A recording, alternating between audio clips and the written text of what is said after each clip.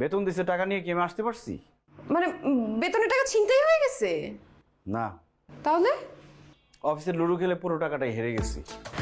আরে হারছো তো কি হয়েছে, বেতনের টাকা গেছে, সেভিংসের টাকা আছে না, কালকে বেশি বেশি টাকার বাজি ধরে সবকিছু জিতে তুমি চলে আসবে। আজকে আসলে আমারও মনটা খারাপ, 2বার খেলায় হারছি, ভাবি সব কাপ পিরিচ নিয়ে গেছে।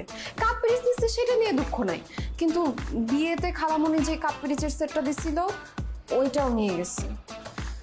এনিওয়ে, মন খারাপ করে লাভ নাই, চলো ফ্রেশ হও, খাওয়া দেই। কানা তোমারও ধরতো আমারও ধরতো।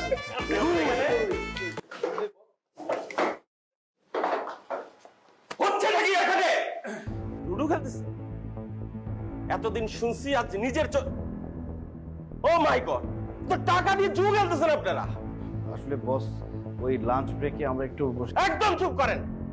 অফিসের কাজ ফেলে আপনারা সবাই মিলে জুয়া খেলতেছেন। এদিকে আমার কোম্পানি লসে, আর আপনারা কি করতেছেন? ছি ছি ছি ছি ছি, রাকিব সাহেব, আপনাদের একটু লজ্জা করলো না? সরি স্যার, আসলে একদম কথা বলবেন না।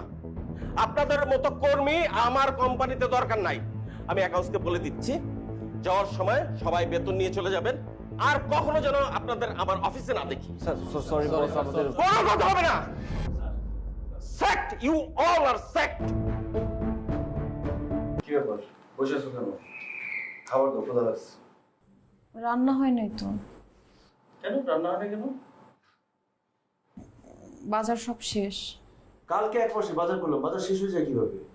আমি খেয়ে শেষ করি নাই তো, লুডো খেলে শেষ হয়েছে। ওই ভাবির সাথে বাজারের জিনিসপত্র নিয়ে বাজি ধরছিলাম, হেরে গেছি। এনিওয়ে সমস্যা নাই, রান্না হয় নাই তো কি হয়েছে, আমরা বাইরে গিয়ে কিছু খেয়ে নিব না, চলো। তো বাইরে গিয়ে যে খাবো, টাকা লাগবে না? টাকা সব শেষ, চাকরিও শেষ। চাকরি শেষ মানে?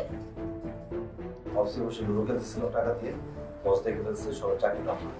কি বলতেছো তুমি? চাকরি চলে গেলে আমাদের কিভাবে চলবে সব? চলে গেলে মানে কি? চাকরি চলে গেছে অলরেডি। আমি বুঝলাম না, তুমি এরকম ছেলে মানুষে কিভাবে করলা? অফিসে বসে বসের সামনে জুয়া কেন খেলতে হবে? অফিস একটা রিজিকের জায়গা, সেইখানে কি জুয়া খেলা চলে? ও মাই গড, এখন এত খরচ কিভাবে চলবে? একটার পর একটা দাওয়াত আসতেছে, এই দাওয়াতগুলোতে যে যাবো, গিফট তো অ্যাটলিস্ট নিয়ে যাইতে হবে, সেগুলো কিভাবে হবে? আর তুমি যে বিয়ের জন্য এত এত খরচ করছো, সেখানে এত এত ঋণ নিছো, এই ঋণের কিস্তি কিভাবে দিবা তুমি? জানি না। জানি না, জানি না বললেই হয়ে গেল।